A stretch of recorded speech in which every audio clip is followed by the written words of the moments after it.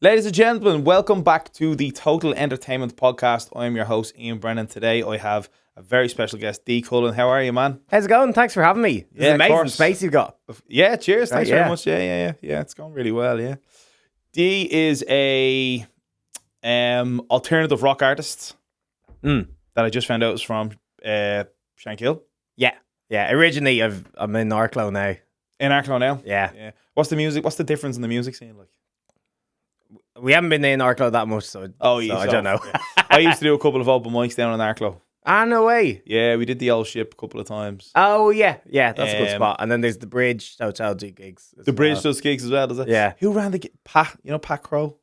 No, I don't yet. We're really new. We're like a couple of months, so. Right, yeah. I'm sure I'll get to know them, though. I have a couple of contacts down that way. If you want them, you could go down and just kind of chat to them. And they'd be on the know all of the gigs and stuff like that. That'd be good, actually, yeah. But the music scene in Shankill. Yeah, when I was starting out, there was a great open mic. There's only really one pub in Shankill, it's Brady's. Yeah. But there was a great open mic. There was these two lads, the Guyot brothers, who were in a band called the Viking Project. Who were neighbours of mine, actually. Their mum used to babysit me as kids. Really, yeah? It's all very connected. But they were in this amazing band about 15 years ago called the Viking Project. They all had massive beards and it was sort of folk rock, I guess. Real like dirty folk Screams rock. Shankill, doesn't it really? Yeah. That's it. But there was a great scene there. There was loads. We used to do every Thursday night there was an open mic there. And that's where I kind of cut my teeth. Really, yeah. And then there was a scene in Dunleary as well. The Gilbert and Wrights. Yeah. So there was a bit of crossover between those two.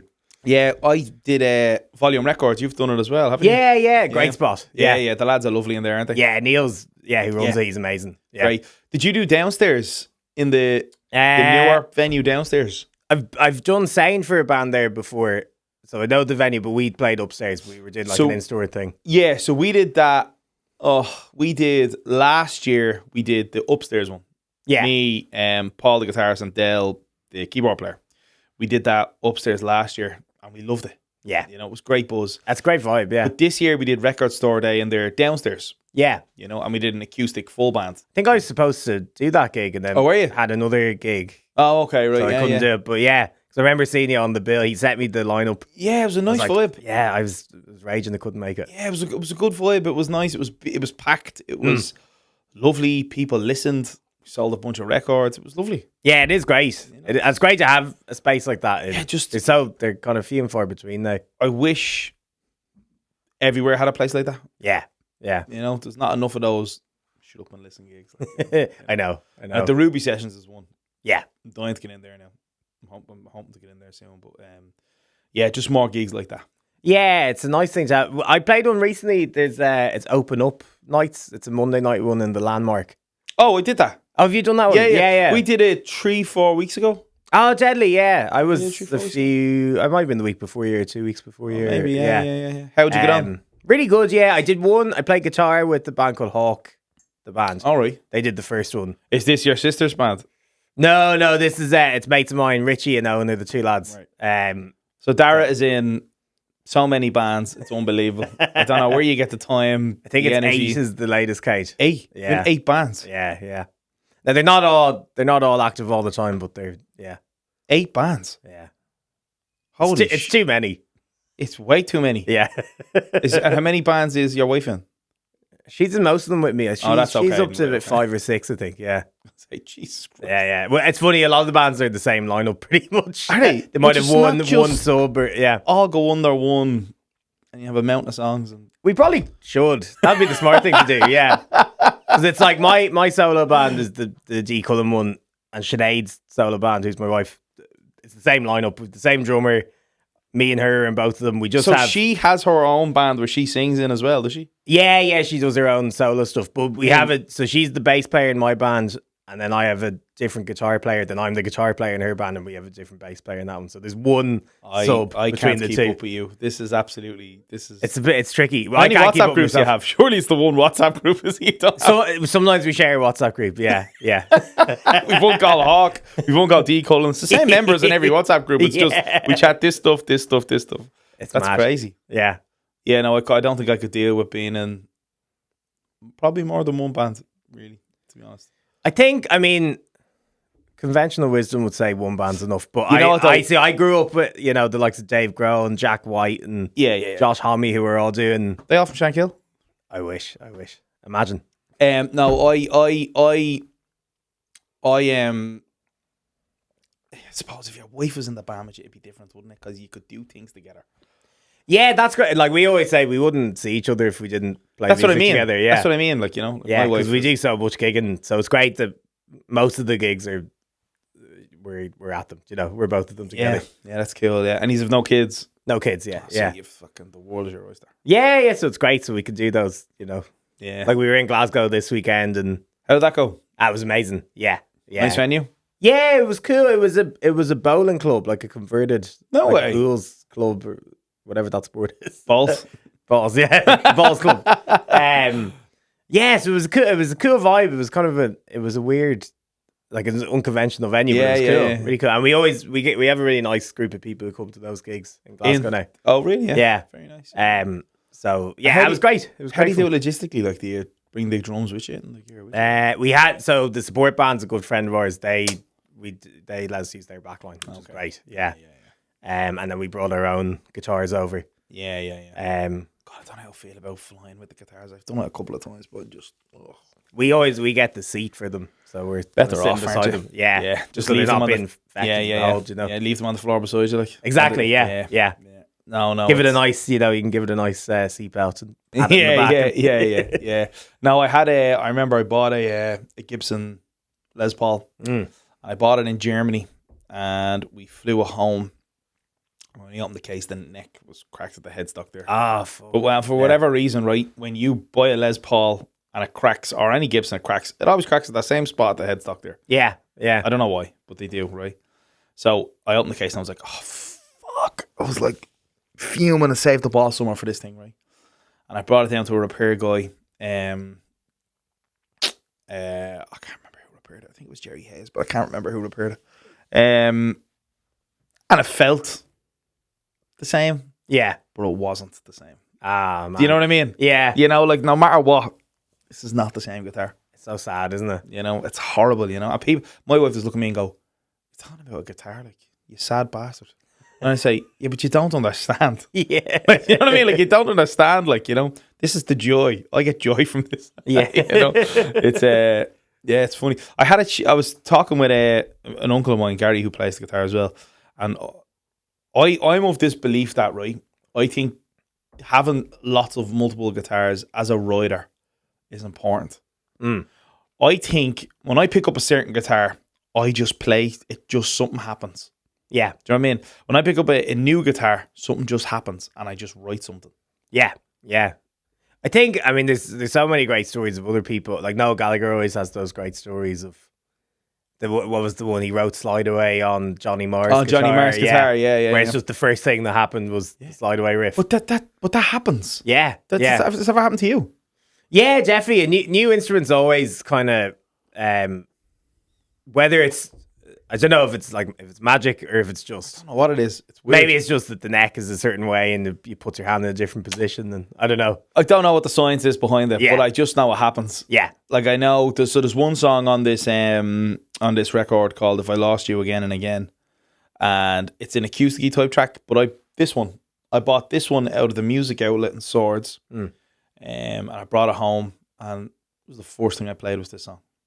Granted, it's C, F, A minor, F, right? It's nothing amazing, but on this it sounds amazing. Yeah. And that's the thing, maybe it's just the resonance of that guitar. The warmth. It makes those chords sound... Whatever it was, it just...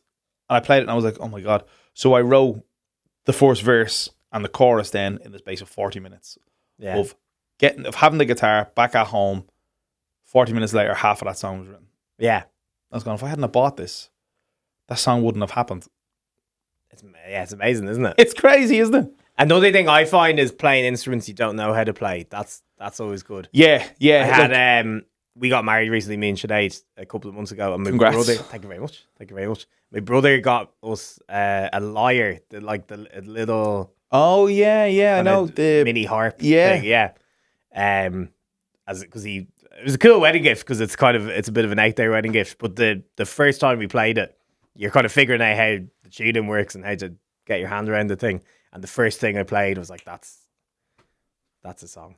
And did you record it? I recorded it. Well, I've got the phone demo now. It's it'll hopefully be on the next album or whenever that is. Yeah. I mean, you just released.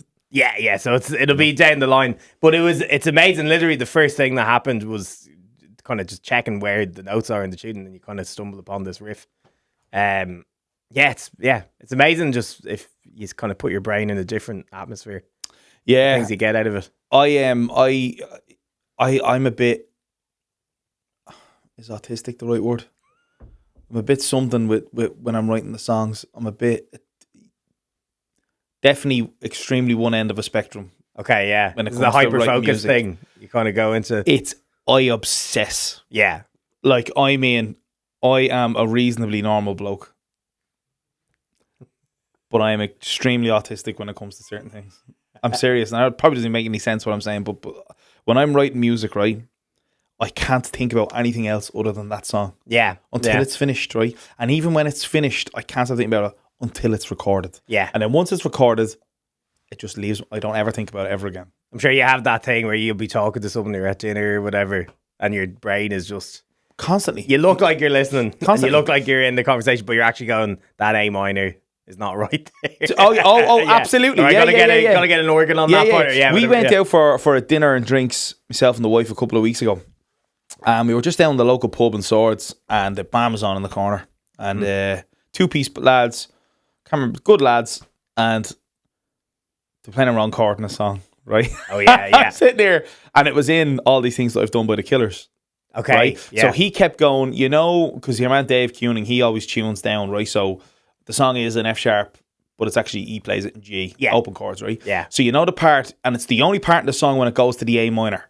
Yeah. Just before the I got sub, Yeah. right? But he was playing the A minor at every part. Okay. And I'm kind of going, this guy's going to ruin my night. That's how autistic I am.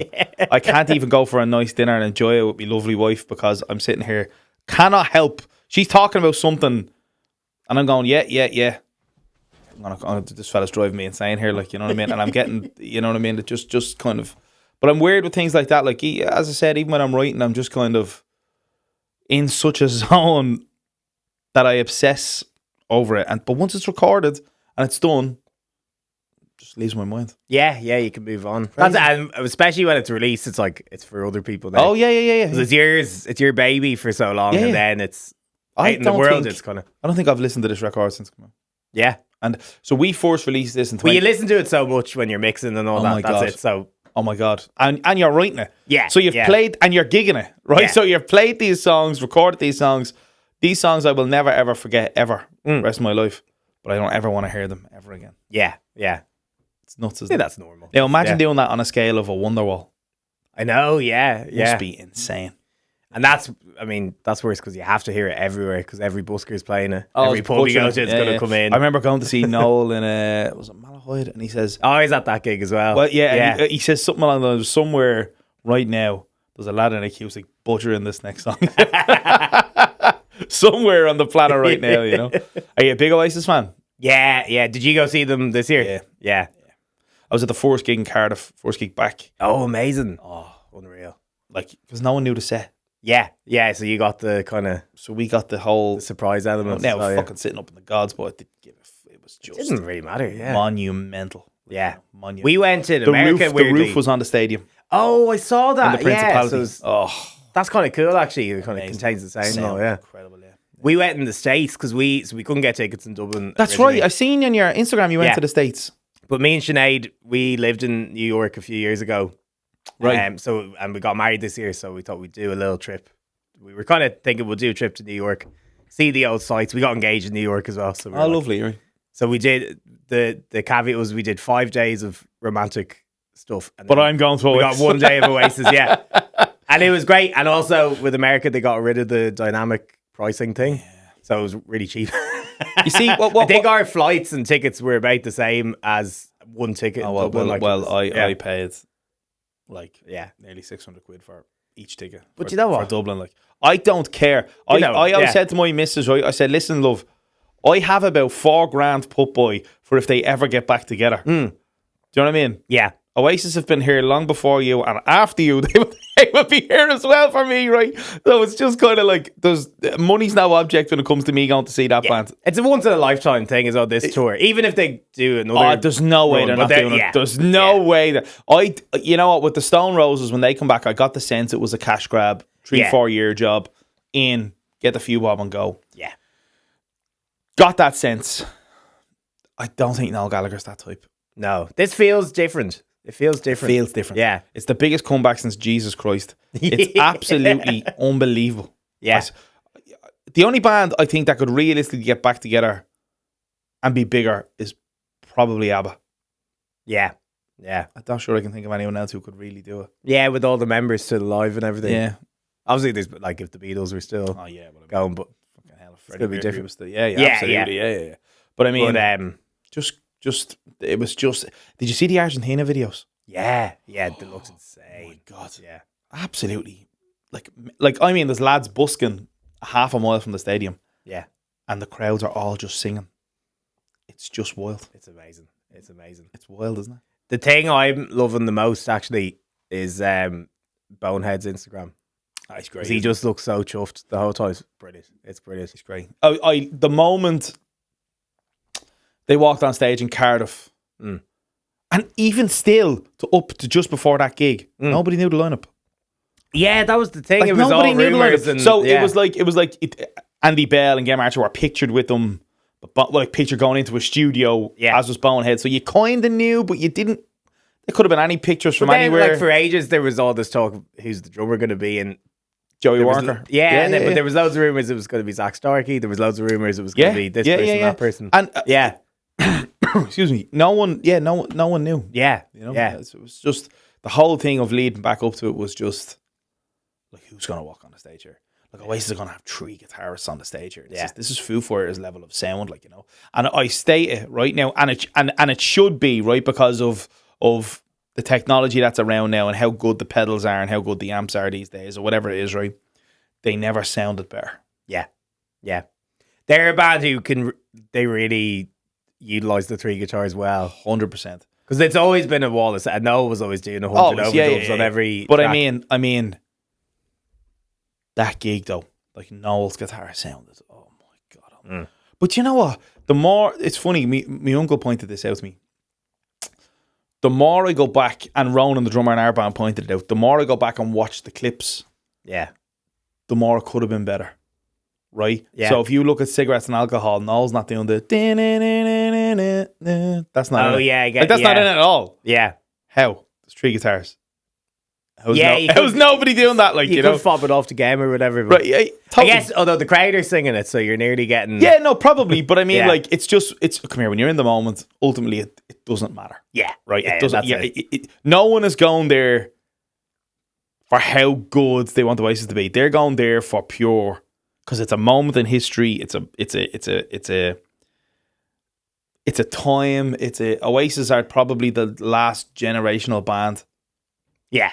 You know, like, I don't know, did anyone really shape a generation like Oasis since then?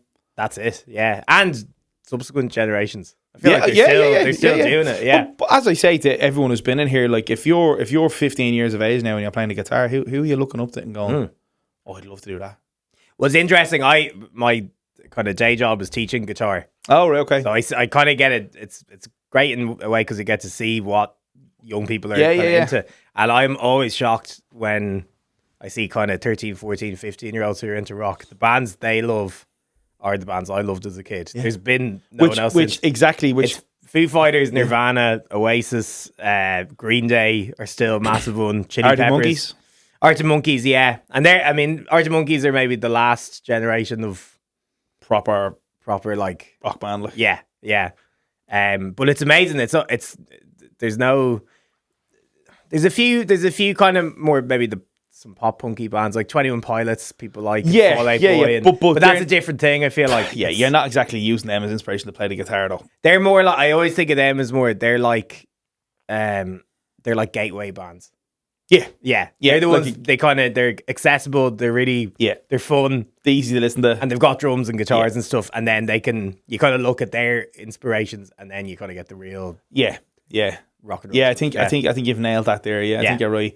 God, it's funny. There's been nobody there to come out and just yeah. nobody.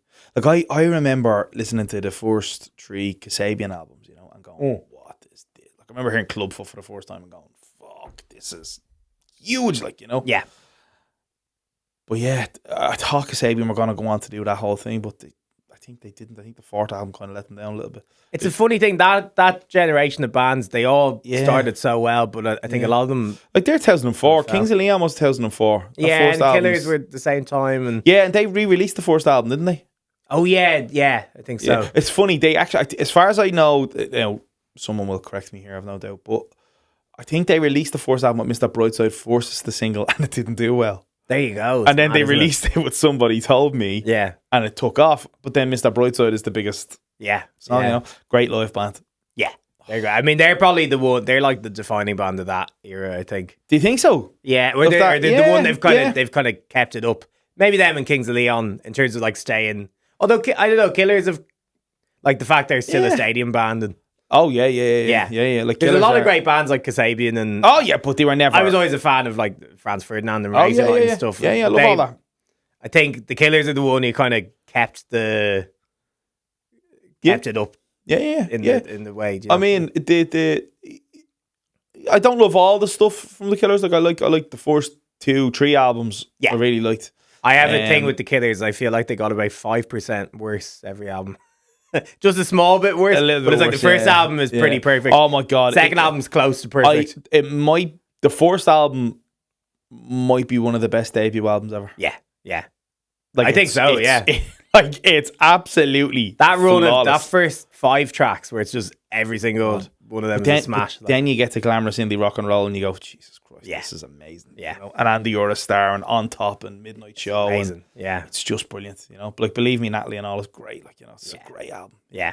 I love that. Yeah. I remember I went to see them in the Tree Arena for the Greatest Hits tour. Did you go to that show? No, About I 2 missed years that ago? one. I missed that one. Oh man! I say it was amazing though. So it was the first gig of the tour. Okay. Right? And Brandon Flowers comes out, and of course he always looks great. You know, he has the diamond suit on. Yeah. He's a proper Las Vegas fucking showman. Yeah, you know, like yeah. the stage was like in a triangle Oh, cool. Okay. kind of thing, like, you know. Yeah. And then they had the roof of the stage in a triangle type. It was lasers, stunning, right? Yeah. But he comes out, and just as they're about to start, whatever, and it was called the Rebel Diamonds tour. Okay. Right, from cool. Read My Mind, from the end Yeah. of Read My Mind. And just as the keys were about to start, this is all part of the show now, right? But at the time, you think it's not. Brandon Flowers goes, ladies and gentlemen, before we start, I need to say something, he says. He says, we got a lot of shit online for doing a Greatest Hits tour, saying our career is over and the rock and roll has left us, he says. I'm not going to stand for that, he says. We are the Killers, and we're from Las Vegas, Nevada, he says. He says, something along the lines of, we are rock and roll. Rock and roll will never leave us. Dave, show 'em what we mean. And the open with Mr. Brightside, right? And the wow. place just goes, you know what I mean? That's always such a flex to start with your biggest song as well, isn't absolutely. it? Like, fucking. That's a real like mic drop. Yeah, Yeah. totally. Like, you know, and they did 3 nights in the Tree Arena. Like, Amazing. it was Amazing. insane. Like, you know, Yeah. Killers are. If you haven't seen the Killers, go see Yeah, the go Killers. to the Killers class. Go see the Killers. Is that my camera? Yeah. Yeah, I think so. Yeah, go. The Killers are. Yeah. I've seen them a few times. They're always I was too young at the time, but my uncle seen them in the Olympia. Oh wow, For like the first album tour. Yeah, Yeah. that he would have said been amazing. Yeah, he said Yeah, it. that would have been sick. You know. Because I know it's a bigger production now, obviously, and Well, it's a show. It's a show. But it's always cool. Back I then love it was raw. Yeah, I love seeing footage of those kind of bands who become Yeah. that. Yeah. So just seeing where it begins. You know? Yeah. Were they a big inspiration for the album for you? Huge. Yeah, that album, Hot Fuss in particular, was massive. Just the way I mean, the way they kind of incorporated some pop elements. There's a lot of great synth work on it, but the guitars are really raw. The drums are really raw. Yeah, that's what I loved about Like it. it kind of feels. I think it was a demo that they ended up keeping, is what I've heard about that album. The first? Then well, it Mr. started as Brightside. demos. Like it's a little bit rough, the mixes and stuff. Yeah. But in a cool way. There's like a really good vibe to them. Yeah. Yeah. But like as far as I remember, Brandon Flower saying Mr. Brightside was a song that they demoed in Dave Koenig's garage. Yeah. And they just kind of fuck it out. Yeah. Absolutely monstrous, I know, it's mad. It's amazing. But that kind of because, I was also producing it myself, so... Oh, so you did the whole thing yourself? Yeah. Did you mix it yourself? Didn't mix it. Okay. Because I can't. Yeah. It's not a skill set I possess. Yeah, I know. That's a whole other art. It's like what people say, when they say, oh no, I mix and master. Yeah. No, man, you can't possibly mix and master. I mean, it's two totally different skill sets. Yeah. That you That's go to like college black magic for stuff. fucking years. Yeah, you know what I mean? You can't possibly. And your room has to be treated different to mix and master. So yeah. It's not going to be you might do an okay job, but it's not going to be an amazing job. I know a couple of people who can do both, but I have one guy I work with sometimes, Ivan Jackman, who's amazing. I've heard of Ivan. Yeah, he's up in Hellfire. That's right. Yeah. He's supposed to be really good. He's amazing. Yeah. But he has two different rooms. Well, that's different. He's got a different set of speakers for mastering. He's a wizard. He knows everything. Yeah. God, talented people there. I know. Well, we could do the guitar bit at least. Yeah. We could do that part. But yeah, I think albums like Hot Fuss and stuff, it kind of gave me permission to like they're pop songs, but they're played loud and they're played raw and there's big guitars and it's like it's not perfectly gridded to Pro Tools or whatever. I was kind of like that was the sound I was chasing. That. Yeah, you want feel. Yeah, even in actual pop music now, I think people are kind of going away from. They still tuning and yeah. But I think people now, like the likes of Billie Eilish and that kind of wave of people, they know like there's something about having a vibe. Yeah. Well, if a guitar's a little out of tune, it's not the end of the world. It kind of gives it a bit of character. Everything being like completely gridded and tuned and perfect, it gets a bit soulless. That's the issue. Right? Yeah. I had this morning on the car dropping my 4-year-old daughter to school. I had the Spotify DJ. Oh yeah, yeah. And it was playing the Alexa in our house is hooked up to fucking my Spotify, so Moana songs and all the Disney songs and all, so it picks up that it's songs for kids essentially, right? Yeah. So play Taylor Swift in the mix, her new song, what's it called? The Ophelia one. Ophelia one, yeah. Oh my god, it's soulless. Yeah. It's so on the money, on the beat. It's so computer generic. It's so the melody is great, right? Yeah. And it's hooky and it's whatever, but it's the same 4 chords over and over and over and over, and it's like there's a thing in that song that really annoys me as well. And no, the Swifties don't come for me. Come for them. Fucking let them have it. At least they will. They I think this album, fucking nuts those fans are. This album, I think people are. Are they? Up on this one, yeah. Well, you say so, but then like when did the album come out? I think it's like 6-7 weeks ago or something like that. Yeah. Yeah. Every song is like over 400 million plays. That's true. People are still listening. Bananas. Yeah. Including us, I guess. We're listening as well. Yeah, well, like, in a roundabout way, I suppose we are. 105 monthly listeners on Spotify. 105 million. Yeah. Monthly listeners. 105 cents more. Yeah.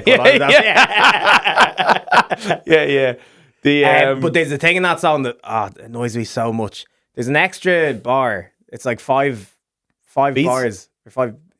There's like so the chords are like A minor, E minor. This is me being whatever real. they are. Yeah. It's A minor, E minor, G, D, and then there's a second D at the end, and it just annoys me so much because she doesn't do anything with it. She just wails over the last bar. I'm like, just get rid of it. There's no need for it. Oh, make the song 2 minutes long. Oh, really? Is there? It bothers me so much. And I'm the only person it annoys. Like, I've tried to bring this rant up. It will annoy me now if I listen to it. You'll hear it now. Yeah. She just kind of goes, Ophelia, for another bar. Oh, really? Yeah. Is your Mrs. Into I'm not opposed to Taylor Swift. I wouldn't say I'm a fan, but I like some of her singles. Yeah. I liked Blank Space. I liked that album's pretty good. The Folklore. Is that 1980? Yeah, I think the 89 or. So how I got into that was Ryan Adams. Oh, he did the kind of. He went and he just recorded the whole album, didn't he? Yeah, like an acoustic version. And when I heard kind of his versions, like his version of Bad Blood, was brilliant. Yeah, with the band on it, and it sounded like a good pop tune, like Yeah, but and that I love that Folklore album. The two Folklore and Evermore, I think it is. She did 2 with the lad from the National, so they're kind of a little more. That's right. Indie, she did that. Yeah. Those albums are great. I think like she is a really good songwriter. Oh, I just think that new album was. I also feel like like, just take a break. You've had the biggest tour in the world. I know. Yeah. You can take a little breather. It's probably a bit. It's probably loaded. Relax. Take a few weeks off, Taylor. You know? Just take a year off. Don't worry about it. Give someone else a fucking chance. I tell you, you know what's wild, right? She did 200 million nights in the Aviva there last year, or something like that. You know, she used the Tree Arena for our merchandise stand. Yeah, that's mad, isn't it? What the fuck? Yeah, that's the Tree Arena was rented out as for a merchandise just for Taylor Swift. It's crazy. I can't even get 200 people to come to my gig in the Academy. No, but like, think about it. Think about it. Yeah, it's nuts. It's nuts. Isn't it nuts? I mean, fair play to her to get, like, anyone who can get to that level of. They know. Yeah, but you know the story behind it. Her dad bought the record label.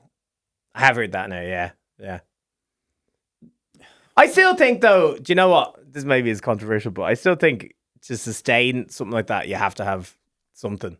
Oh, of course you do. There's a litter of kind of the Nepo baby thing. There's a litter of Nepo babies who don't have talent, who fall at the first hurdle. It'll get your foot in the door, but I think to keep she's going. She's on a 20-year career now, I think. Yeah, to kind of be at that level for 20 years. The year after, isn't it? It's kind of... You kind of have to have something. Yeah.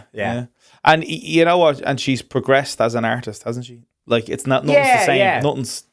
None of our eras kind of sounds. Yeah, like the first album was country pop, and then the second one was more, and it was not. You know what I mean? But from what I got from the singles, like, you know, yeah, it's more power to her. You know, it's the likes of fucking Katy Perry drives me insane, or Beyonce. I don't get it. You know, the Beyonce thing, I don't get. You know, I actually like Beyonce. Do you like Beyonce? Yeah, I don't get it. That like some of the early stuff, some of it, some of the early stuff. But then you listen to like all the single ladies, and it's like, what's going on here? Like, it's wild. I will say, to turn you, have you ever heard the song she did with Jack White? No, that's peak. Is it? Great. Yeah. Jack Full White's on, class, like, isn't it's a Jack White song with her singing. Oh, okay, right, yeah, proper. Yeah, Jack White is rock chain, like, great, isn't he? He's dog spots, isn't he? Yeah. Great, isn't he? Like, I saw him live a couple of times. And the first time I saw him, I was really young. My dad used to bring me to Oxygen when I was a kid. Oh, right, yeah. As kind of, because what was the first year you went? 2008, I think. I was only 13 as a baby. Yeah, it was the Rage Against the Machine were the headliner, and I missed them. He was like, they're going to be too scary for you. I was barely 13, I think. Right. And we went to see. How old are you now? 30. 20. Okay. Yeah. We went to see Glenn Hanser play instead. Oh no! The swell season. Not that Glenn's great, by the way. But it's like, I could see him any day of the week. Yeah. Rage, fucking hell, man. Like, you know. Yeah. And Rage are like the one band I've missed, and I've missed them twice now. Because so the first one was I missed them at Oxygen, and then I kind of got into them after. I was like, fuck, I should have gone and seen them. Then when we were in New York, they were playing 5 nights at Madison Square Garden, but it was when he broke his foot. Right. And I think they did the 5 nights of New York, and then they said we're cancelling the European leg of the tour. No way. We'll come back next year. So I thought I'd rather see him when he's out of the cast and stuff, because I think he was sitting down, the singer. And they broke up. They didn't do the European tour. Yeah, it all imploded. So I was like, damn it, I missed them twice. Didn't something happen with them? People turned on them because they were against anti-capitalism and all this kind of stuff. But then your man was saying using MacBooks and using fucking, and people were fucking drinking from Starbucks and all. People are going, yeah, maybe something like that, wasn't it? That's a hard. I mean, I know. Give the little guy a break here. You know what I mean? He has to move on with the times, like, you know. And I think, I mean, like, they sang all those songs on a major label. It's kind of tough to balance. I know. There's always going to be a bit of hypocrisy. It's like a fucking Chris Martin of Coldplay drives me insane. That fella does. He's like, we're not touring unless it's like friendly for the environment and all this kind of stuff. We're going to do a certain thing. Yeah. But I'll use a fucking piano made of elephant tusks for keys and costs fucking 100 grand. You know what I mean? Like, shite talking out of him. Like, it's one of those things, like, there's no, if you're living in the world, unless you're like growing your own food on a farm and you're completely cut off from technology, there's always going to be some sort of hypocrisy. Yeah. Nonsense. A bit bigger if you're in a massive touring rock band. But but like, I don't know. The Coldplay, I really, really like Coldplay until the 5th album. That's the turn, yeah. I loved Viva La Vida record. I thought it was brilliant. I thought it was different. I thought it was great. That's got like, I know there's pop elements to it, but it still feels like an indie. Felt fresh though. Doing pop, yeah. You know, felt like Viva La Vida felt like that's a weird song. it's strings Weird in the arrangement. Yeah, it's weird. Like you know, but it's good. Yeah, it's good. You know, and you had Violet Hill on that. It was a great song. that's a great tune. Yeah, great tune. Like you know, and that great riff. Like it's, yeah. It's a great song. You know, and it's just Lost was on that record as well, and Life in Technicolor was on that. Yeah, that's. And then they had to re-release Life in Technicolor and call it Life in Technicolor 2, and add lyrics put to the it. words on. Yeah. So it was. That's a great record. Yeah, Viva La Vida, and even X and Y was good, and first two albums are great. I mean, Rush of Blood to the Head is brilliant, isn't it? Yeah. You know, it's brilliant. Parachutes is great as well. Yeah. But I think for me, a Rush of Blood to the Head is peak Coldplay. I think maybe X and Y, but Rush of Blood's hard to beat though. That's got so many of the hits, wasn't it? Yeah, Clocks was on In that. My Place and all those ones. Yeah. And I remember watching their Storytellers gig on VH1. Did you watch that? Yeah. And I thought about the Clocks thing, and the drummer was like, "This is a shit song, and it's going to make us no money and all. This is going to be the downfall of Coldplay." He's like, and as a matter of fact, if this takes off, I don't even want a penny from this, or something like that. He says, because that's how confident he was. And then next of all, massive one, yeah. And they're still playing it like, God put a smile upon my face. Great tune, that's an amazing song. That's similar to Hot Fuzz. That's like the first 5 tracks are like all hits, isn't it? Yeah. But even the second half with like Green Eyes, Politic. Yeah, there's great tunes there as well. Yeah, some great songs on that record. Like, I love that kind of method of an album where it's the first 5, like bangers. Side A is all bangers, and then Side B are like the weird ones. Yeah. The ones that you kind of love them more nearly. Yeah, the first 5 are always so immediate, and then it's the kind of back half of the album you're getting like slightly more off kilter stuff that you can really sink. Is that did you do that with your album? Put the first 5 strongest. I absolutely did it with this. Yeah, like I think so. I'd have to check the track listing again. You don't know? Yeah, no. I'm just trying to go back. I think all the singles came out of the first half of my album. So it would have been but all my favorites are the second half. Right. Yeah. And another thing. This is nerdy now, but track 7 is always my favorite song on other people's albums for whatever reason. Track 7's always the one. Yeah, let's see what your one is. Oh no, definitely not. Definitely fucking not. It's often a thing. Track 7 and bands when they get to album 7 usually make one of their best albums. Who the fuck makes it the album 7 these days? It's all the old bands. But yeah, if you look definitely at it's all the old bands. Well, man, Oasis, Dig Out Your Soul is probably not. Okay, well, yeah, they don't count. But their first 2 were so good. Kings of Leon. Okay, well, that's Walls, isn't it? Not the worst album. Using the Manhood, Hashtag Heartbreak, and then you have the best one in my opinion, which is the Because of the Times. That's great. You have that's the big one. Because of the Night, Only Because of the Night. Yeah, no, Only the Night, Because of the Night, whatever the fuck it is called. Yeah, Only by the Night. Then you have the Sun on the Beach, cover. Come Around Sundown. Yeah. Then you Mechanical Bull. Yeah, that was a great album, actually. Yeah, you're probably right. Yeah, that was a good album. Yeah. But I think if you look at kind of older bands, like AC/DC's 7th is Back in Black. Is it? Yeah. You know they never had a number 1 song. Yeah. That's fucking wild, isn't it? It's good. Funny thing. I never won an award. Never won an award. But I mean, it's worked out for them. Yeah, fucking right. It's worked out for them. Yeah. Who else is the Black Album by Metallica? That's their 7th. That's kind of their defining one. Is it? I know. Octum Baby is U2 7th. That's kind of the big one. Or it's one of the big ones. Tree would be. You're a Joshua Tree. I'm an Octum Baby man, but I love Joshua Tree as well. Oh, I love you too. I think after the Beatles, they're the best band of all time. Yeah. Beatles 7th is Revolver. Yeah, which is yeah. Revolvers. And then Foo Fighters, who are my favourite band, it's Wasting Light. Which is their best album. Yeah. That is their best album. So it's often, I think with rock bands, 7 seems to be a magic number. It's usually the first 3 or 4 are great. Hard to say that, actually. Might be a dip around 5 or 6, and then 7's usually Jesus, these days if a band gets past 3 albums, that's true. Yeah. It's just a different thing, isn't it? Like, now, it's crazy, isn't it?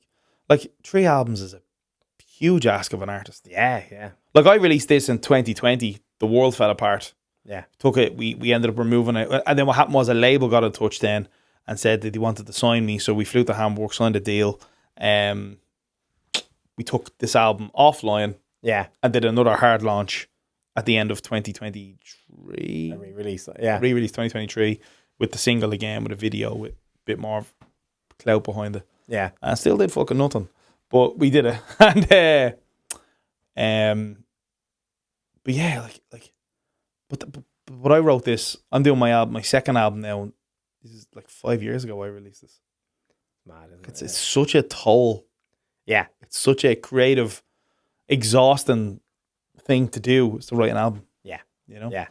And I think especially if you're doing more of the promo stuff yourself and the kind of Everything the yourself. business side is- And everything might, you know. that's always going to take. And I can see bands if they have a big team around them, you can focus on more of the business stuff. You can probably but even I don't know how bands do one a year. Oh no. Well, they're obviously not writing the songs. Yeah, and I can also see if a band if it's 4 songwriters. I swear there was a maybe time. you can do it. Yeah. Every time I turned left, Beyonce released an album. I swear to God, she was just But hers there's always 30 writers on them. Yeah. crazy, isn't it? Like, you know, Yeah. it's nuts. You know. And I could see I know the Beatles were 2 albums a year, but they had 3 great songwriters. But they were only ever a band for 8 years. That's the other thing. Like, They wrap your head condensed around it that. into one. 5 years ago, I released this, Yeah. right? Which means I wrote it 6, 7. That's like Please Me to the Abbey Magical Road. Mystery Tour, Abbey Road. Yeah, no, it would be. That's insane. They'd already gone psychedelic. How many albums have you released? As D Cullen 2, but I think it's 5 overall because I've had Other different bands and out. stuff. Yeah. How long ago did you do the first one? I was 15, I think so. Right, so yeah, 15 years ago. Yeah, Right. So it's The Beatles were a band for half of that. It's mad, isn't it? And no bad albums. Yeah. Well, that's insane. Freaks. Yeah. Freaks. There's an actual, I remember looking at a YouTube documentary, there was an actual cult of people out there who believe the Beatles are actually aliens and that they're not real people. It's fucking wild. That's mad. You know, what's the thing with the Paul McCartney, the Billy Shears thing? Is just that he died in a car crash. And Billy Shears is now Paul McCartney. Yeah, you know? It's crazy. Yeah. And at the start of Little Help from My Friends, you hear that Billy Shears. Yeah. What would you do? Yeah. It's wild, isn't it? Yeah. I want to believe it. You know what? Fuck it. I believe it. It's a conspiracy theory. Way more interesting, yeah. Like the Avril Lavigne one, that she's actually dead. Oh, yeah. And that Avril Lavigne is not actually Avril Lavigne. Yeah. Because she doesn't look anything like her or something like that. And there's, Fuck it, I believe that. And the Beatles, there's all that stuff, like he's wearing no shoes on the cover of Abbey Road, which is a sign that that's it's a right. Hindu tradition that you take your shoes off. Yeah. In There's the all this coffin, mad all stuff, that isn't it? Yeah. It's like I want to believe all that stuff. Yeah. You know? Just to make me feel better, because it's like it would make me feel better if it was 2 McCartney. Yeah. Did it all. Twice the draw. Yeah. It's mad, yeah. Have you seen that, the Get Back, the 9-hour doc? That's amazing. Yeah, Peter Jackson's. Yeah. I remember I sat in over a weekend. I took a weekend off of gigs and all, and I just sat in and just watched that. Yeah. I watched it twice because I got COVID that Christmas. So I watched it once when it came out, and then I got COVID and was like, I'll watch it again. Do the whole thing. Do you remember the scene where he's sitting down on the piano? And obviously this is around the time of the Get Back album. And thing, right? Yeah. So what's the album? It's not called Get Back. What's the album called? I'll Let It Be. Let It Be, right? And he's writing Let It Be. Yeah. You know what I mean? He's sitting at the piano, he's doing it, and your man's just talking to him. Yeah. And he's like some guy who's obviously, he's probably saying to him, look, what are we going to wear on this show? What are we going to... And he's just there fucking... Yeah. Right, Let It Be. Like, your man's looking up. He's got to look it up and go, mate, I'm about to write the best song ever. Yeah. Get the fuck away from me, like, you know. It's something I found amazing, though. Like, they never compliment each other. It's just work. It's just, oh, we have another song. Great. No one's ever like, that's a cool tune. It's something I noticed. It was kind of mad. It was all very... Do you have a favourite Beatles song? Class. That's hard. They're big. They're like my first love. So I don't know if I could pick one. Something is a big one. I love Something. Something, yeah. And Here Comes the Sun. That was our first dance at our wedding. So that's a meaningful one. So Abbey Road's kind of the one. Abbey Road, Revolver, and Sgt. Pepper are probably the 3. I can't pick between them. But I love all the songs. Like Long and Winding Road is amazing. Yeah. Rubber Soul is a great album as well. There's some amazing songs there. Like Taxman Norwegian Wood's a big one. Taxman's a great song. Yeah. Every song's great though. I think my 3 favourite Beatles songs is I Want You, She's So Heavy. Yeah, that's cool. Don't Let Me Down, and I'm Only Sleeping. Oh, so you're Lennon. There are 3 Lennon ones. But funny, McCartney is my favourite Beatle. But those 3 are probably my favourite 3. Yeah. And then I have a soft spot for Baby You Can Drive My Car. I love that. That's great. Yeah. I love that, you know. That was when Sinead got her license. That was like on the play. Her Oh first yeah. drive Funny you playlist, say so that. was a We do a That's a thing good one. once a month in the Cock Tavern and Stores called Chance on Mondays, right? My godchild Bailey comes out and play. Funny story about that song, right? And so we come here. He doesn't drink, right? But me and Ronan, the drummer of the band, had a rake of points. Yeah. And we're just a sing song in a corner. I made a rake of points, right? And it's hilarious. And so Bailey dropped me back to the house, and we says, we got a bit of food on the way home. We were in the house eating it, and we says, right, we'll drop Ronan back to Rush, you know. This is like 1:30, 2:45 in the morning, right? Yeah. And Bailey is driving the car. He was stone cold sober because he doesn't drink. And but remember, we're at the having like hot food in the car, and it's freezing cold outside, so the back windows go down, you know. Yeah. And he reverses out, and he hits my neighbour's car. I know. Right? Yeah. right. And the whole way home, we were going, Bailey, you could drive my car. You know what I mean? That was very fucking funny, man. Like, you know, like honestly, hilarious, stupid. Like when you're drunk, funny, like, you know. But yeah, but it's I don't know. The Beatles are just. If you ask me next week, I'll probably have 3 different ones again. That's the thing. Like, there's so much in there. It's like Foo Fighters. Yeah. Like I think the Foo Fighters are the greatest hits band for me. Yeah. Not so much an album band. And now Foo Fighters, like I can't get me arm, mate, but I have a Foo Fighters tattoo. And Is it FF, is it? Yeah, Oh, yeah. Fianna Fáil Huge tattoo? fan. Please no. Don't look me in with them, please. Tara got a Fianna Fáil tattoo. That's wild, man. Like, you know. My cousin of mine has that. He's FF, and we do always say, "Let's start the Fianna Fáil tattoo, man." Like, you know, Massive or the Fleet Meat Foxes, fan. the Fleet Yeah. Foxes tattoo. Oh yeah. Yeah. But no, I get you. They're kind of, the hits are always amazing, and then there's a few I think apart from Wasting Light, which is pretty. Oh, that whole top to album was bottom, solid. Yeah, but I mean, most albums have kind of one or two. the double album was in your honor. I mean, I have a soft spot for that album because that's the first one I got into. But yeah, I mean, I always find there's always like half the album I'll go back to all the time. And then It was like what was the Chili's one? The double one, was it Stadium Arcadium? Arcadium, yeah. You kind of nearly have to pick It was a bad effort. one album out of the two. Yeah, albums. even some of the songs like Desperation Smile was great. Danny California's great. Yeah. Tell Me Baby was nice. But Humpty Bump, it was like, what the fuck? Yeah, that doesn't need to be on there. And you don't need to release that as a single either. Yeah. Absolute tripe, you know. I will say actually, the last Foo Fighters album's really good. But Here We Are, the kind of one after Taylor died. That's the last one they did. Yeah. I didn't listen to that. It's nearly too. Me and a friend of mine always talk about. He's a big Foos fan as well.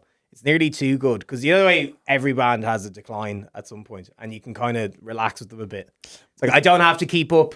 I'll go to the shows. Yeah. They were sort of getting there. The 2 albums before had good singles, but it wasn't. The song, They the kind of album, gone past the peak. the album they did to coincide with the documentary wasn't great. Yeah. What was that called? The Sound City? No, Sound. the Sonic Highways. Yeah. Sonic Highways. Yeah. So I mean, there's good stuff on those later albums, but it's like the singles are good and the album tracks are getting less and less. New album's so good that we're like, damn it, we kind of have to keep up with them now. Oh yeah. We're kind of like, we can relax into like being old fans now and just go to the gigs. I think they're gonna do Electric Picnic next year. I think so as well because they've No Irish date. no Irish date, yeah. And I heard rumor they might be doing Reading and Leeds as well, which was they're doing Reading and Leeds, and because it's the same promoter, isn't it? So we got tickets to see them in Sweden this year. Oh yeah, how was it? Or no, we're going. Like, Oh, you're going next year, We is it? just got Oh, the tickets, yeah, We went yeah. to see them in Manchester last year Right. because they didn't do Ireland again. That was amazing, and it was with the drummer that they've gotten rid of now. So it's kind of Josh Freese. They had him Yeah. Oh, he's gone. Yeah, he got sacked. He got sacked. Yeah. Why? No one knows. He doesn't know. They haven't even said anything yet. They just put a new drummer up there. But he put a statement out being like, I got sacked, I don't know why, but thanks guys. Thanks for a Holy great 2 shit! years. I didn't know that. Yeah. Because he was solid, no? He's like, he plays with everyone. Yeah. But what they've done now is the new drummer is Iann Rubin, who's amazing. But he was with 9 Inch Nails. He replaced Josh Freese in 9 Inch Nails. And now they've swapped again. So Iann Rubin's gone to the Foo Fighters and Josh Freese has gone back to 9 Inch Nails. Right, okay. So it's all real drum reception. Their whole timeline, apparently they've replaced each other in 4 bands at 4 different times. Really? I'd hate that fucker if I was. Would I be fuming? But yeah, that's great. Drummers I find those drummers kind of Pain in the hole, Dara. Tell it as it is. They're all pain in the hole, every one of them. I'm a drummer at heart. I love playing drums. So I always have a soft spot for drummers. But I find drummers get on better than other musicians. There's like a community thing with drummers. Right, okay, yeah. They stick to themselves. Like they stick to themselves type thing. Yeah. I feel like there's less... Because they don't exist. There's a handful of them. That's it. It's like keyboard players. They fucking don't exist. Yeah. So they all end up playing in all the same bands, and they all can. And the share problem is, stories. The problem is if you try and get a keyboard player to play who's really good, who's not like committed, like Dell in our band is really good, but he's committed, right? But if we lost him, we'd be fucked because every keyboard player is too busy doing weddings and busy doing fucking earning money. Yeah, that's it. They're in short supply. When I was young, it was bass players, and I ended up being a bass player because no one wanted to play bass. Like my first band. Everyone refused, so it landed upon me to. That's how I fell into singing. Oh yeah, no way. No one wanted to do it. Yeah, but we were 12, 13 maybe. We started our first band, and a friend of mine at the time, Lee, he was singing, and he was fucking dreadful. And who was at the time? I think one of the lads. It was me, my cousin Warren, I'm the eldest grandchild. He's the second eldest, and the third eldest, Glenn. I got a guitar for Christmas. He got a bass, and Glenn got the drums. So deadly. It was like, right, we'll get a little band going or whatever like that. Yeah. And fucking a million fights and 45 black eyes later. Yeah. We decided to can't do this anymore. But anyway, in the meantime of all that, we ended up sacking off my mate because he couldn't sing. You know? And then it was like, right, Ian, you just sing. And I was like, I can't fucking sing. They were like, just try it. We need someone to sing. And Warren's such a bad singer. And Glenn, I can't really remember why he didn't sing.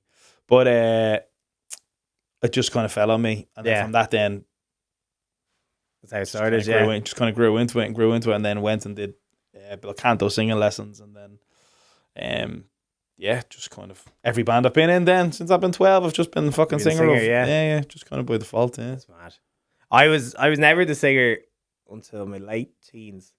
But I was always backing vocals. And then every band I had broke up, and I ran out of singer friends basically. So I was like, I better do it now. Yeah. At least I know I'll turn up, you know. Yeah, of course. At least I know I'll be at the gig. So not drunk. Yeah, you know what I mean? Yeah. So the album came out, and you did a show upstairs in Whelan's, didn't you? Yeah. We've done a couple of shows. We did like Monroe's and Galway, and we did upstairs Whelan's, and then we just come back from Glasgow. So we've done a couple of shows, but Whelan's was great. Yeah, Whelan's is always that's like the home turf, I feel like, for us. Yeah, Whelan's is lovely. Yeah, are you gonna do the main room eventually? We actually did it on the last album. Oh, we decided to go upstairs this time, just to kind of get that kind of sweaty rock feeling. I love that. Yeah, because the big room is amazing. But we kind of wanted a little bit more of like a tight, intimate kind of... Yeah, I know what you mean. Yeah. Come here, it's perfect. The problem with upstairs and Whelan's is the availability. It's just fucking... Yeah, it's tough to find, trying to get the right... Like, if you want to do a gig next year there, you have to plan it. Yeah, you have to be early, yeah. I think we booked it, like we did the gig in September, and we booked it in January or something. Yeah. So you really need to be doing that. Lead up, Because since the Cellar and the Workman's closed, all those gigs have to be filled elsewhere. You know? Yeah, that's it. So, and I mean, like, I feel like there's nearly still a COVID backlog from those 2 years. Yeah. It's just like, the knock-on effect still kind of exists. Totally. Yeah. What do you think, right, is... So imagine there's a line, right? This is why I always say this, right? This is my fucking autism, right? Imagine there's a line, and when you cross that line to make it, right? You need to, once you go past the line, there's never coming back, right? Your followers just go up, ticket sales happen. No matter what you do, release music, people just listen to it, right? Essentially, you become the made it, whatever that means, right? I genuinely think you're below the line, just below the line, right? And I think I could name probably 10 or 11 artists I know. I think I'm there. I think you're there. I think Cara Dignam is there. Yeah. There's loads of us who I think are just about scratching that line, right? Yeah. Because we're there. We have the songs. We have the live show. We have experience. We have albums. We have good albums. What is stopping us? What do you think? How do you cross over? It's a tough thing. I mean, if I knew the answer, the simple answer, but there's a simple answer to it, and it's a fan base, right? And it's how do you get that thing happening, right? But like, what is stopping you from doing that? Like, what is the hold? Why hasn't it happened? There's a few things I wonder I think in Ireland, the one thing I always find is the type of music you and me love. It's not. I feel like Ireland doesn't quite get it. Yeah, I think the UK get it a lot more. You know what? When I did my shows in the UK, they got it. Yeah. And sure, we're just back from Glasgow, and it's like, and anytime we play London, or whatever, it's like that's where bands. I mean, and the amount of bands that we love who are from America who made it in Britain. Foo Fighters, being a great example. Kings of Leon were playing arenas and headlining festivals. In the UK, and we're playing to 1,000 people, 2,000 people in the States. So I think it's I feel like Ireland traditionally we love singer songwriters. That's what I mean. Lads crying into acoustic guitars. I'm over. Yeah, I'm over. Lovely songs. Don't be wrong. Yeah, but we're saturating the market with this. Yeah, you know. And I know. I mean, there's a cool hip hop scene now, and there's a cool.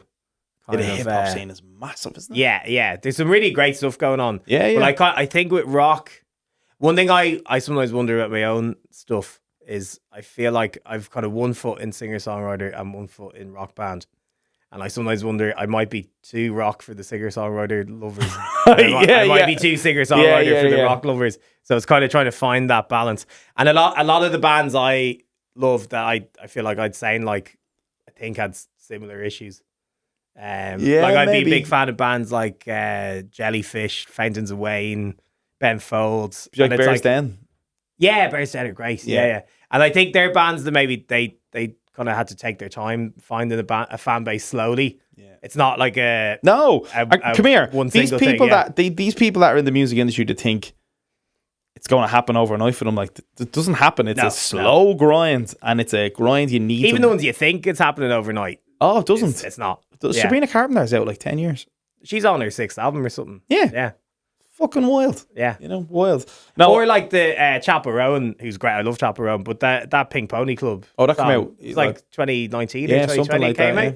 Great song, isn't it? 5 years later, it becomes a hit. Yeah. Amazing song. Great song. Yeah. I think the Irish is a sheep mentality, right? I've said this before with Ed Sheeran, right? I like Ed Sheeran.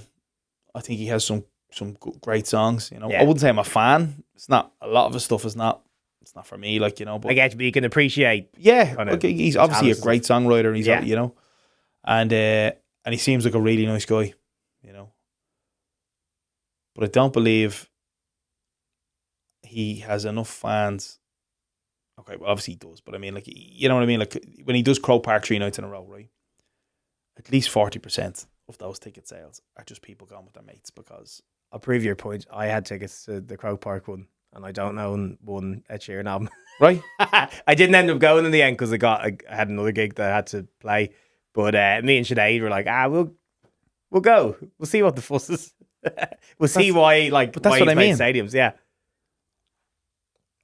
But like, it's one of those things when you get to that level, it's like it doesn't matter. It's he's crossed the line. Yeah. He's crossed the line, right? You're kind of like, oh, let's see what the fuss is about, right? Yeah. So I think there's a mentality in Ireland where they have to be told it's good. Yeah, I'll give you a good example. I had about the guy who produces my stuff, Ray Trainer. He did a lot of stuff with the script, right? When I was doing this album, my manager Vinny gave me a copy of the Scripts EP, right? Hey, yeah. Which had Break Even, The Man Who Can't Be Moved, We Cry, and I had some If You CK, I think was on it. Yeah. And Tony McGuinness, who was the Aslan songwriter, bass player. Yeah. He wrote If You CK. Yeah. I worked with him on this album as well. Tony played bass on mine. Oh, no way. Yeah. Tony's a legend. Legend. Love Tony. Yeah. Legend, right? So he wrote If You CK for the script. Right? Yeah. And when Vinny said to me, he says, they released this, right? Nobody bat an eyelid. Yeah. Nobody. Same songs you hear on that record. Yeah. Might be a little bit more polished, a little bit more Like they might be a little bit raw on the EP, you know, but pretty much the same songs. Yeah. Nobody batting like it. It's mad. They go to the States, right? They release it in the States along with they do a couple of gigs. Oh, what's this? This is amazing. This is such and such and such and such. Yeah. Because they're, you know what I mean? It's appreciated over there. Yeah. Here it was like, yeah, but you're not already famous, so I don't want to know about you. Yeah. Do you know what I mean? Yeah, yeah. That's what I kind of feel like it's like here. I feel like it's like nobody wants to give the new guys a chance. Yeah, yeah. And I think we do have a mentality of we need to be told by the States or the UK. We need to be told by FM 104 if the song is good. Yeah. A great example I always think of is Fontaines, who are obviously smashing it now, and I think they're amazing. Yeah, those great 4 bands. albums are great. Sinead went to college with all them. Oh yeah, yeah. She went to see them. BIM. They were all in the same year in BIM. Like I think it was early days. The college had only been open 2 years when they all got in. But she saw them in a pub called the Palm in Bray. Oh, not a Palm, yeah. Yeah. We book the Palm. Oh, there you go. Yeah. Yeah. So 10 people went to see them. Sinead was one of them. 2 other friends from BIM. Apparently there was a dog in the crowd. Like it was a real. it was nothing. And they played their whole first album. And then a year later, they're touring the UK, and then they come back and they're selling out Whelan's, and now they're selling out arenas and massive open door gigs. You know, they did a gig in the Workman's Club, right? So I did the Workman's Club October last year. Fucking hell, it's fucking flew by. October last year, we did the main room on a Thursday night. It was good. I think we got about 160 in, 70 in. On a Thursday night, we were chuffed. Like it holds 3 something, but didn't look empty. Yeah. So. But we were told like Fontaines did this room to 8 people. Yeah. You know, you just got to do it. Yeah. You just got to fucking get out and do it. You know, Yeah. I've played people see the things on your Instagram. They go, "Wow, you fucking played for it." Like I opened for the Boomtown Rats recently, and we did the gig in Swords Castle, 2,500 people. Yeah. Looks great, right? But I've done hundreds of gigs to room of 4 people. Yeah. It's part of it. It's all part It's all of it. part of it. It's all part of it. And I feel like you learn more from. By the way, the same gigs before songs, people. same songs that I play Yeah. at the Boomtown Rats show, I've played in these rooms. Yeah. But because I'm on stage with the Boomtown Rats, people go, fucking hell, that's a good song, like, you know? Yeah, man, you heard this song 2 years ago and I played it in a room for fucking 4 people. You were there. That's it. Same fucking song. Yeah. Do you know what I mean? When I released this album, right, I remember my mum, obviously, look, your mom's going to say it's great, whatever like that, you know? But then I re-released the album. Same recordings. Circles, when we released the first Circles was the first single, right? Re-released it with Game Over as the single then. My ma goes, oh my God, it sounds so much better. It sounds amazing. Fucking same song. Same recording, same everything. Same song. Wild. It's mad, isn't it? Yeah, it's mad. just your ears change. It's mad. It's just, I've heard some funny stories about labels putting notes on a mix and then getting the same mix back and going, it's perfect, lads. Really? You ever heard that? No. There's a great story once. I think it was the drummer from the Black Keys. He was producing someone, and the label exec came back with a mix and was like, "You got to turn that hi hat up." So he rings his producer, which is Danger Mace. Right? Yeah. He's like, "What do I do? Like, I've never produced a band before. What do I do?" And Danger Mace goes, "You know what you got to do? You got to write hi hat mix up on the next WAV file. Send him the same file, and he'll believe it." Yeah, Ray does always say when he's recording. Mix goes through, and then it's like the label are like, perfect. Sounds great. Hi hat sounds way better. Yeah. My other favorite is this is even worse. It was, you ever heard the Westlife story? No. So they Louis Walsh sent them to Simon Cowell, and Simon Cowell was like, get rid of the blonde one, which was Shane, who's the lead singer. He's like, get rid of the fat blonde one. He Did can't not say sing. that, did he? And then so they just came back 6 months later and he dyed his hair. No way. Yeah. And then he was like, I like the new guy. He's great. Fuck's sake. Same lineup, same singer. Ray does have this thing. So on his recording console, when we're over recording with Ray, he calls it the DFA. Okay, yeah. It does fuck all button, right? And it's just this button on the console, right? And someone would say, "Oh no, man, look, can you make the guitar a little bit more?" And he'd go, "Try that there now." And they go, "Boom, yeah, man, that sounds great." Like, did nothing. Yeah. He did nothing. Do you know what I mean? It's just how your ears work. It's nuts, isn't it? Yeah. It's crazy, yeah. So Dara is going to be opening the show in the Academy for me. Yeah, big announcements. The big announcements. Yeah. On February 27th. So go and get your tickets. And I'm very much looking forward to it. It's going to be a great night. It's going to be great. Thanks for having me. Yeah, of course. Can't wait. Yeah, I've been following you online. This is the first time we've met. Because I've been following you I online always for find that years since COVID, I'm always like, I can't remember if we've met before or if we know each other online. Yeah. So many people, because I built up these relationships through Instagram DMs and stuff. Yeah, and that's right. Like, have we met at a gig before or have we not? No, probably. Tricky thing, who knows, yeah. Are you going to be playing songs from the new record? Yeah, probably mostly the new record and then a couple of the old ones. Yeah. Who's going to do it with you? Be me and Sinead. You and Sinead? Yeah. Nice one. Yeah. We kind of we do our 2-piece gigs, the two of us, and then when the full band come in, it's a 4-piece. Nice. We kind of have the two setups depending on the show. Yeah. So you do it. Oh, lovely. Yeah. What's the 4-piece lineup? So Sinead's on bass and keys for the 4-piece. She's mostly keyboards for the 2-piece, and then it's bass and keys for the 4. Oh, we have keys. You can use the L's keys. Oh, Delhi. Just piano sounds, is it? Yeah.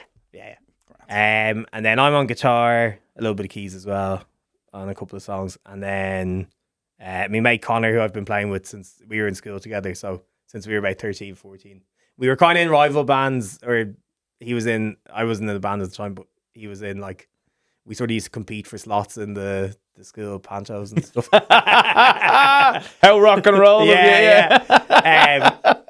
But we've known each other since we were 12, 13. And cool. We've been playing together since we were 15 or so. Class, yeah. So he's my guitarist, and then my sister's the drummer, Elaine. Savage. She's amazing. Is she? Yeah. Yeah. Well, unbelievable. There used to be a drummer who used to play in our band years and years ago, and he's really bad. But he had a fan, so we had to let him in. Do you know what I mean? Like, he drove, so we had that. Me and Elaine, our first band, we had a guy who couldn't play guitar, and he knew he couldn't play guitar. In fairness, right? But he had a house that we could rehearse in because he didn't have neighbors. He kind of lived on the corner of. So you have to let him in. So he was like, but he knew, and he was, in fairness to him, he was like, "I'll turn my amp off."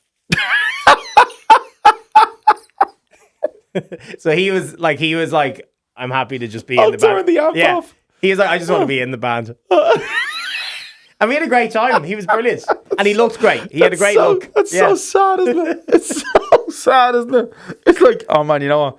It's very David Brent, isn't it? It's like, you know what? I'm just fucking happy to be here. You know, if that's all right. If we can. But he was I'll make the tea. And he was kind of the eye candy, I feel like, and he looked. Oh, was he? He could throw shapes. Right. Yeah. What did he play? Oh, yeah, guitar. He didn't play full guitar, call, but yeah.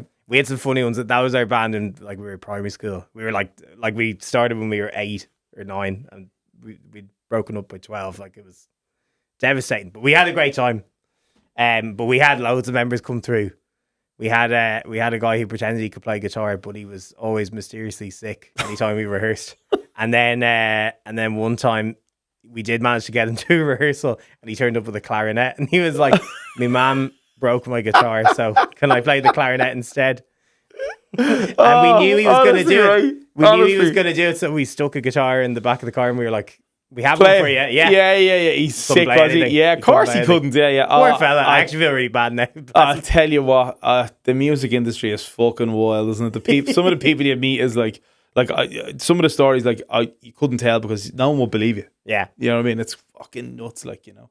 Nuts. I remember we did a gig in Eamon obviously years ago, and I was 15, 16 at the time. Right? Yeah, way too young to be playing in those places, right? But I was the same though. I started at 14 playing. Clubs, yeah. My dad used to bring me, and same. I wore a hat to look a bit older and stuff. I grew a beard at 15. I was similar. I had a good bit of a beard at 15. Yeah, but we were doing this gig anyway, and we're downstairs anyway, whatever it was, a Friday night. We were fucking rammed this place, right? Yeah. And we were the second band on. I think it was 3 bands on. We were just the middle band. And but the headline band had this drum pad right beside us, and it had all these samples, and when he hit it, it'd make a noise, you know, but he had sex noises on the thing. Okay. Right. Yeah. And he hit it, and it'd be bumming, and it'd be this woman just screaming, moaning at the top of her voice. Oh, Dara, I swear to God, I thought I was going to pass away laughing.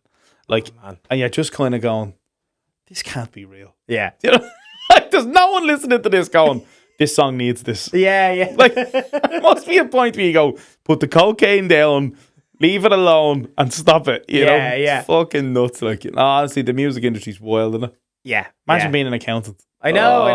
It'd be Yeah. No, the excitement of it. Even the weirdest gigs, the worst gigs of your life.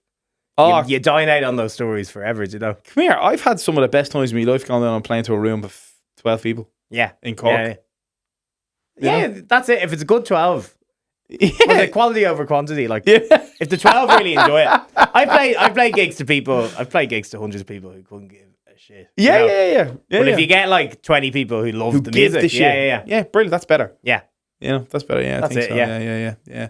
Well, Dara, cheers for coming on, man. Thank you so much That's for been having me great. on. Really Go appreciate check it. out Dara's new album. Do you want to promote it? Plug it? Yeah. So it's called City Soundscapes. It's my website's dcullenmusic.com. You can get the vinyl and CDs there, and then it's on Spotify and whatever streaming service you use. And We'll leave a link. Jay, we can leave a link to the website in the description, can't we? Yeah, we'll do that. Yeah. And you can see me at the Academy before Iann plays. Academy, February February 27th.